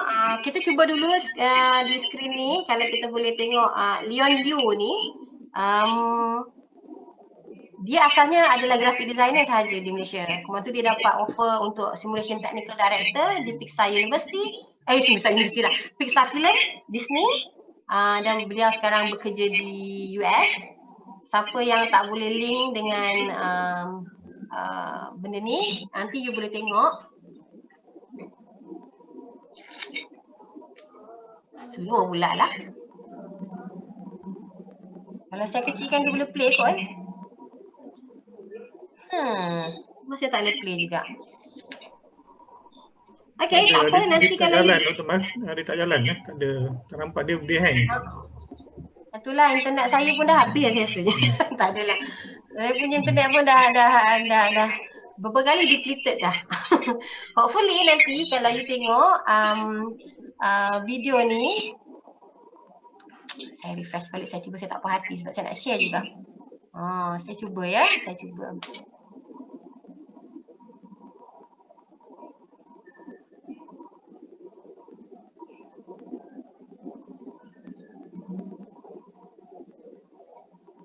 Nanti kalau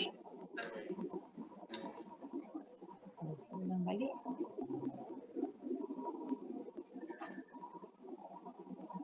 Yes. Okay.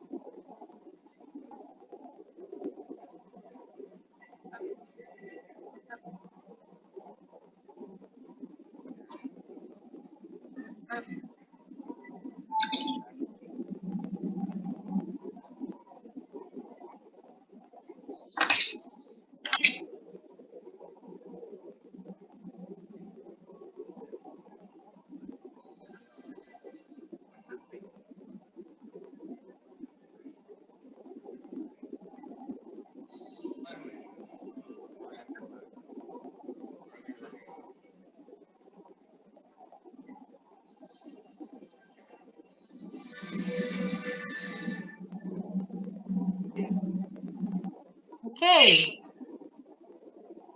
Nampak tak? Interesting Koko ni. Koko pula. Lion ni. Lion ke Lion ni saya tak lupa pula nak Lion.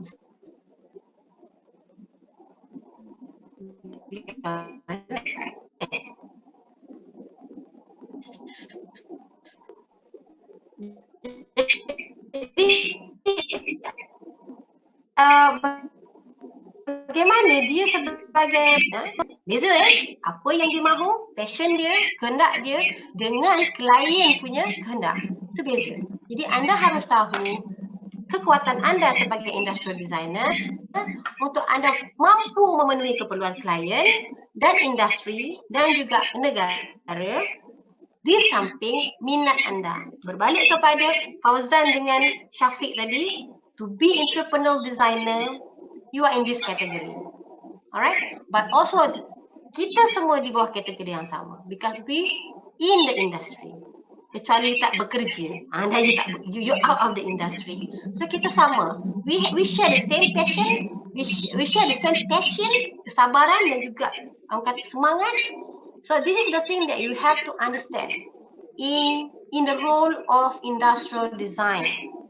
So, you must be aware the do and don'ts, the ability, your ability, the need, skill, alright?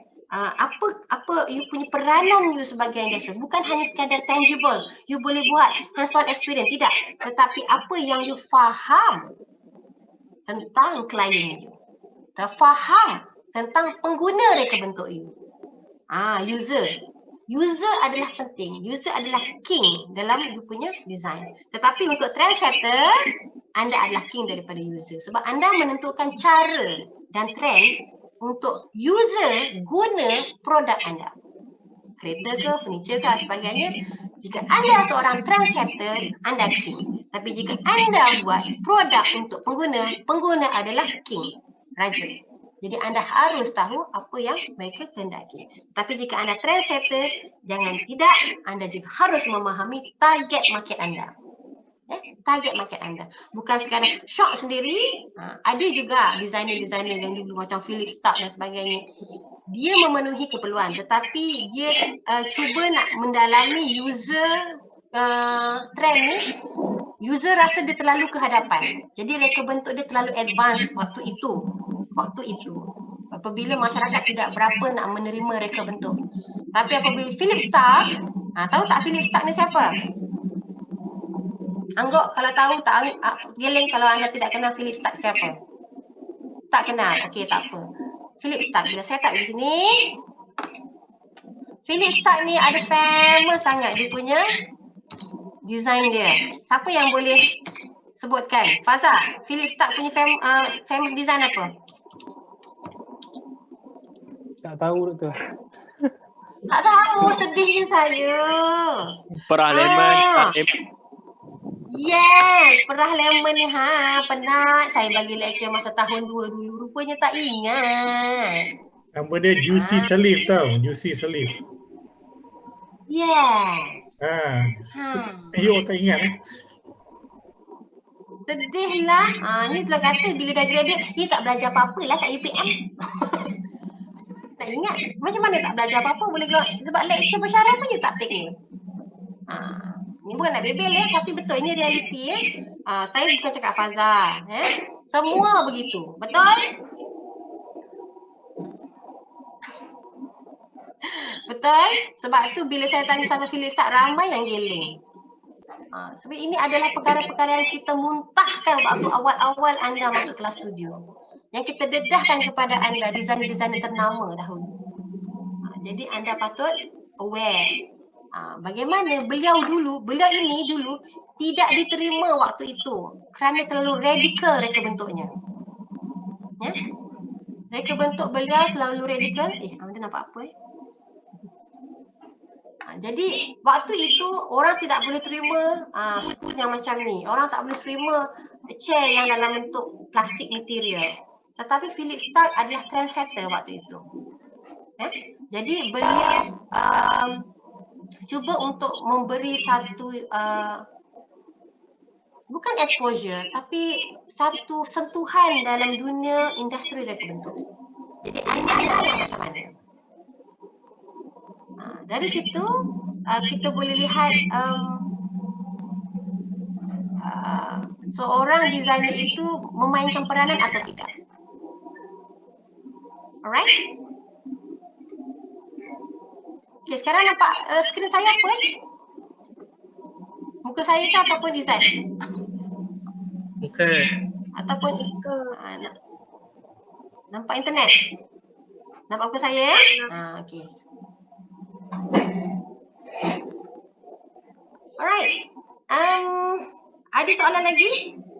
Okay, kita ada 8 minit lagi. What is your takeaway? Boleh saya volunteer untuk beritahu apa yang didapat daripada lecture hari ini?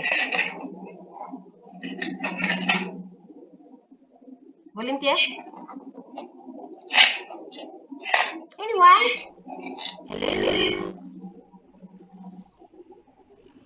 Hello? Kalau saya boleh doktor. Kali. Aku tak payah dah blacklisted dah orang lain. I tahu you dah aktif. Berapa lagi bila ada two-way communication, you berjaya menjadi seorang profesional bila you berjaya respon.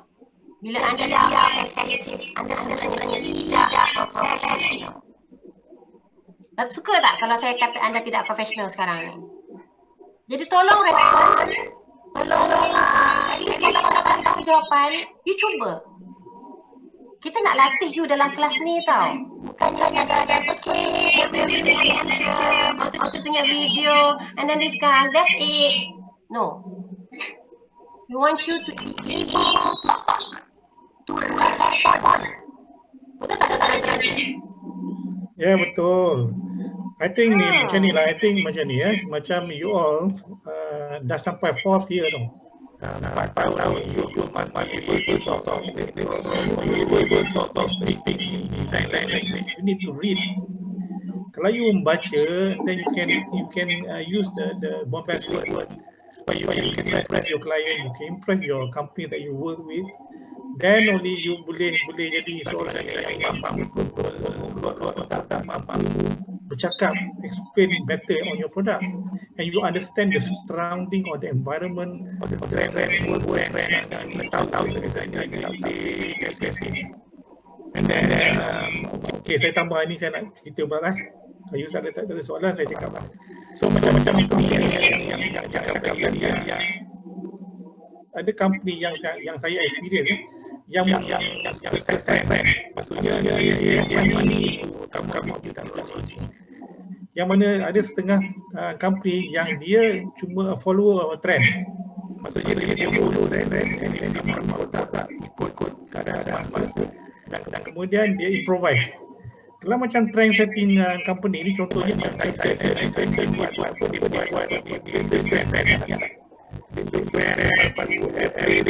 yang untuk kita keringkan tangan tu semua.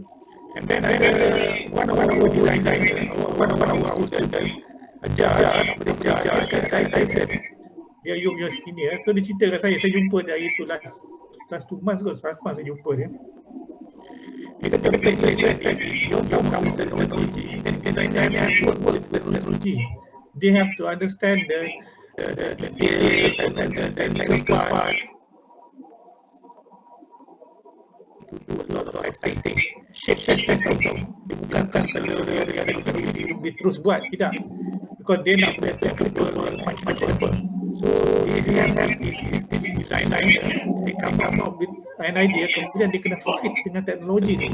And then the process where design and lain and so ini you can very just work by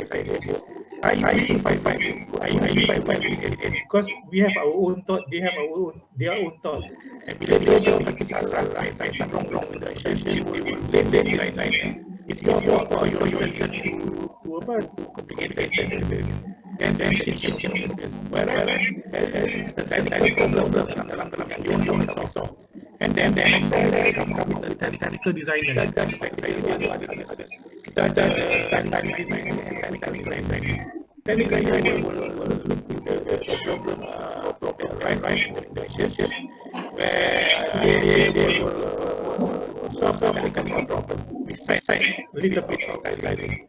So technical design ini macam untuk tengok pada pilot test. Before the product that come out of the market, you need test production capability on that. Kalau buat sendai ada problem. So technical you look at that.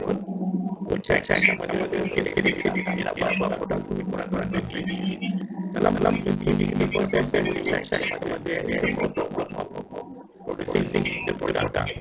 From there they provide the timeline will work provide. So the process where so interested. Sometimes you can do things. Kita nak dapat kita tak keluar. So they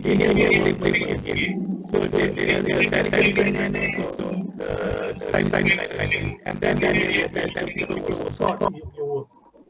So very something that the problem that you solve, not only design but you also like an engineer. Sometimes they get assist. So it's not as easy as ABC. It's very complicated. From they join the real because you are like a practical trainer. You got they give you very best job. They don't want is production, but when you work for that, they want to be 100% without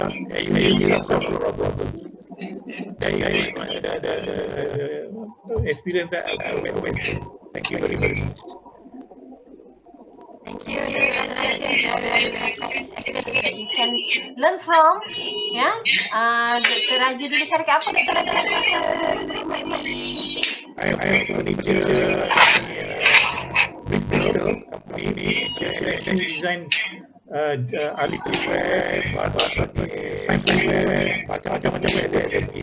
I job. What is very difficult when it comes to technical because doing coming out it's not that easy like you think.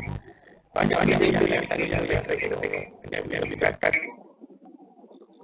things with the real problem because there is a dia kata ada satu machine they call it lasting machine where you have to pull the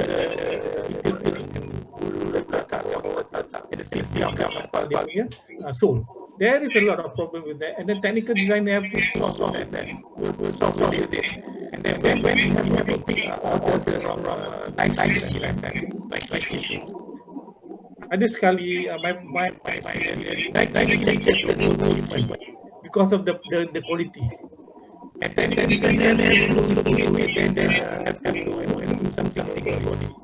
So last kali, alhamdulillah, they accepted the shipment and they do export for the US.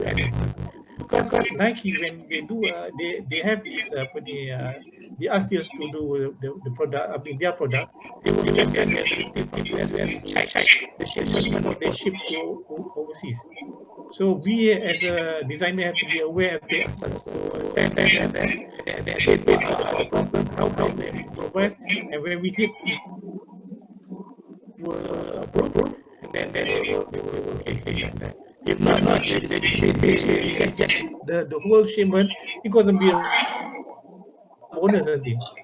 That is because big money, because I remember the model that we designed was Nike anniversary for the US market. So it's very difficult, but we managed to test the experience that I banyak tapi saya tak cerita sangatlah pada orang tapi I went through a lot of hell during my time. I managed to come up with flying colours. Alhamdulillah.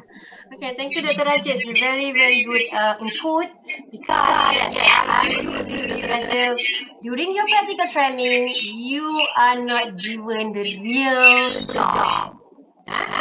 Tahun 2019, you sebenarnya tak experience banyak perkara semasa you punya practical training. Alright? So, apa itu Dr. Raja? Mungkin saya nak share sikit. Company Dr. Raja, syarikat Dr. Raja ada technical designer. Saya di Rolls Selangor, kamilah designer, kamilah technical designer, kamilah packaging designer. Saya masuk dalam packaging, kami yang betul. Tetapi untuk packaging designer ada satu division namanya packaging division yang mereka bantu. Hal yang macam mana Dr. Raja kata rejected before shipment. Betul? Dr. Raja? Saya punya bukan saya punya projek, kebetulan alhamdulillah bukan saya projek. Projek tu standard product. Kemudian tu designer packaging tu dah buat styrofoam design untuk clock, computer clock, azan clock kita panggil, untuk hantar ke Middle East sebelum saya masuk kerja di situ lagi. Jadi bila saya diberi mandat menyiasat perkara yang berlaku apabila produk tu bila sampai di Dubai, kotak kayu dia pecah. Tetapi pewter produk okey. Tapi kotak kayu pecah. Di Dubai, klien amat mementingkan reka bentuk produk yang package ataupun combo. Produk dan juga ada packaging dia. Which is packaging yang ini adalah wood box.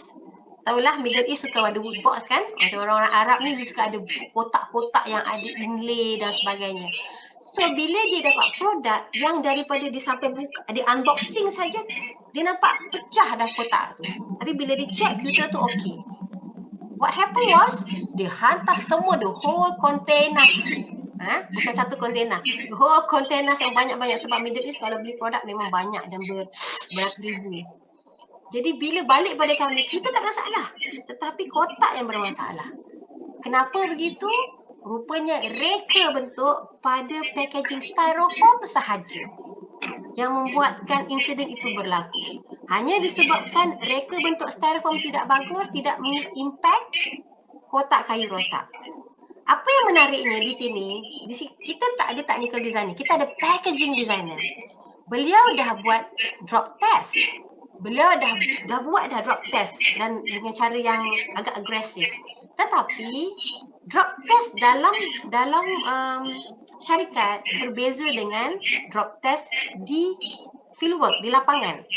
Dia masuk kontena, dia baling-baling macam mana ataupun impact daripada kontena kepada kapal kontena. Dia ada movement. So dari situ saya diberi mandat untuk menyiasat kenapa berlakunya begitu. Rupanya ada ruang pada styrofoam yang pegang objek pewter tu. Dan dari situ dia ada movement dalam box. Bila ada lubang ataupun lopong pada styrofoam itu yang menyebabkan kotak tu pecah. Dari sini kita lah technical designer, kita lah designer, kita terpaksa menyelesaikan bersama packaging designer tadi. So dia pun realize benda tu dan dia tidak ulang lah reka bentuk styrofoam tu dia dah buang dan dia guna material lain. Iaitu dia pakai speed foam. Speed foam ni dia tembak je foam tu, dia terus kembang macam tu. Dia tak ada macam kita pakai styrofoam yang kita masuk dalam mold. Pernah tengok tak kita beli TV? Beli TV kan ada macam molded foam tu kan? Asalnya dia pakai yang itu. Molded foam itu tidak berfungsi. Jadi kita tukar material. Masa tu saya decide untuk kata okey, kita guna stick foam yang kita tembak satu chemical, yang mana chemical tu dia akan kembang menjadi satu foam. Okey, foam ni pada siapa yang pernah duduk overseas saya tak tahulah, Fauzan mungkin pernah tengok rumah-rumah di luar negara ada insulation. Rumah sana sejuk betul, especially di Jerman. Dia tebalkan rumah dia atau dia tebatkan rumah dia dengan satu material nama dia speed foam juga di dinding mereka untuk boleh insulate haba to keep the heat. Material yang sama kita guna untuk gantikan styrofoam tadi. Dan Alhamdulillah kita hantar lagi the whole batch ke Arab Saudi dan tidak ada kotak yang pecah selepas itu. Nampak tak? Peranan anda sebagai designer adalah penting untuk menyelesaikan masalah sebegitu. Yang mungkin dilakukan kesilapan itu berlaku oleh disebabkan kepakaran yang mungkin belum ada sebelum itu. Ya, jadi dengan material, dengan pengetahuan, skill yang kita ada, kita komplement balik. Kita raikan kekurangan, kita baiki kekurangan, kita raikan kelebihan. Faham? So this is two experiences yang you boleh dengar, yang you rasa, oh, this is what happened actually in the industry. I tak tahu benda tu. Macam mana ni? I boleh ready ke tidak? Yes, you have to be ready. That's why dalam kelas ni bila saya tanya, tolong voluntarily angkatlah tangan. Tanyalah soalan. You tak tanya, you tak tahu. Okay, tolong. Kalau you tak boleh nak jawab tanya, you type di chat ni. Saya boleh baca chat ni. Saya boleh jawab terus. Boleh? Okay? Kalau anda tidak ada soalan, saya kira anda betul-betul designing experience dah 10 tahun lebih daripada kami. Hebat tu, semua tahu. Tak tanya pun. Gitu. Alright? Okay. Sebelum kita akhiri kelas ni, saya nak minta 3 soalan. Saya terpaksa paksa anda. 3 soalan from anyone. Tolong. Tolong bagi soalan.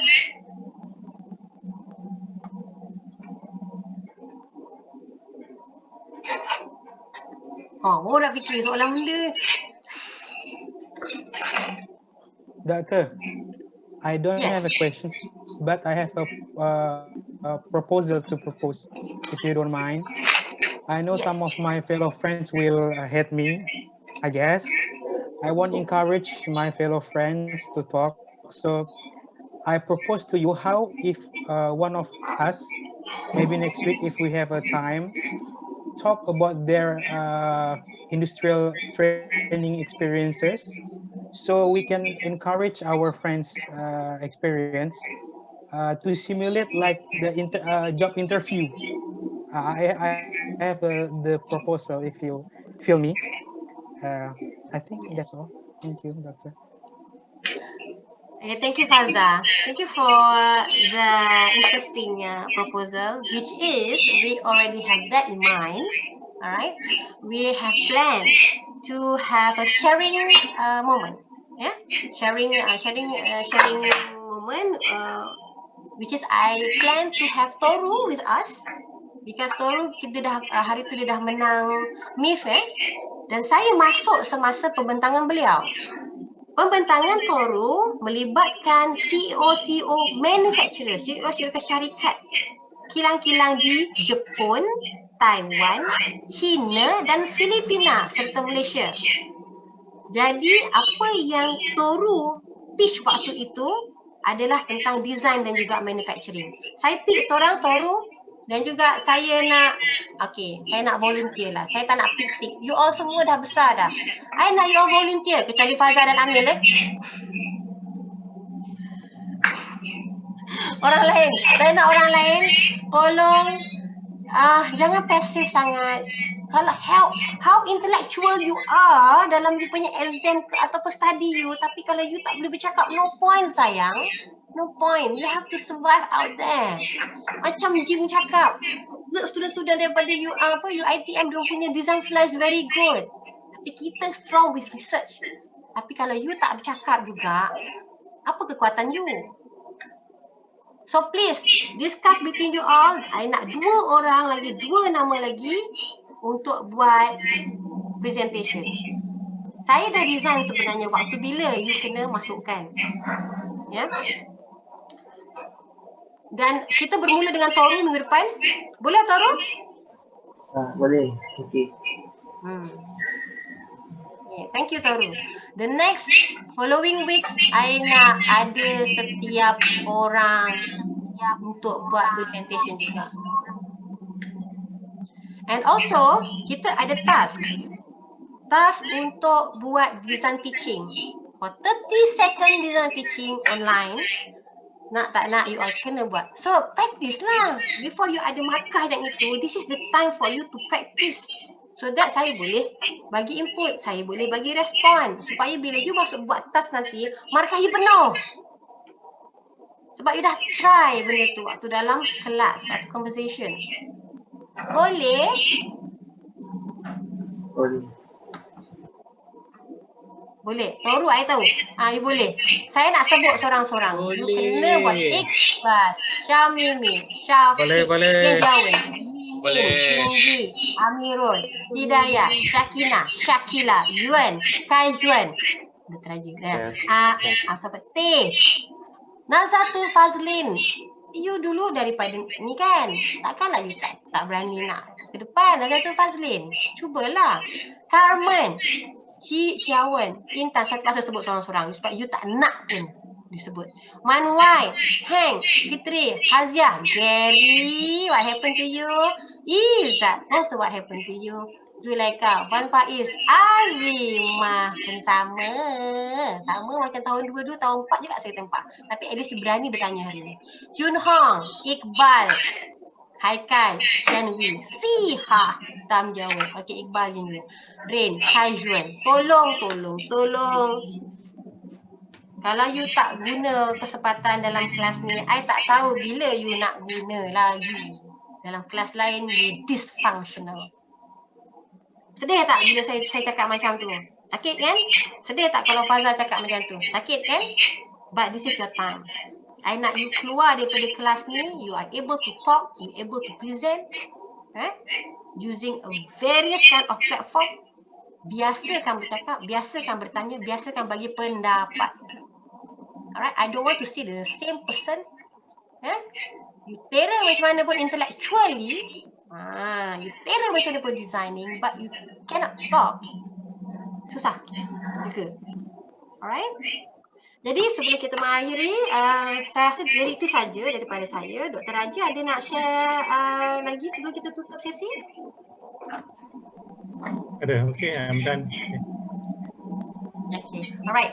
So, ingat next week kita akan mulakan dengan Toru sharing session bersama review of the film Dilemma of Social Media. Ingat yang tu, 2 task. Kita discuss Dilemma of Social Media. Cari point dalam tu, kita bincang. Saya nak setiap orang bercakap, bagi point tentang filem tersebut. Pandai-pandailah nak cari macam mana. And then juga Toru bersedia untuk presentation. Berapa minit hari tu? Dia beri masa cuma 10 minit ke 2 minit kan? 10 minit. Make it shorter. Okay. Make it shorter. Berapa minit Is it? 5 minutes, yes, 5 minutes. So 5 minute presentation ya. Okay. Cuba. Doktor. You can show your slides. Yeah. Minggu depan tu kena buat apa tu?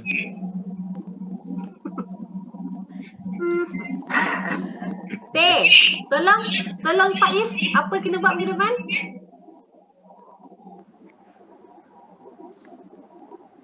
Cari filem. Cari video. Cari video. Tentang tu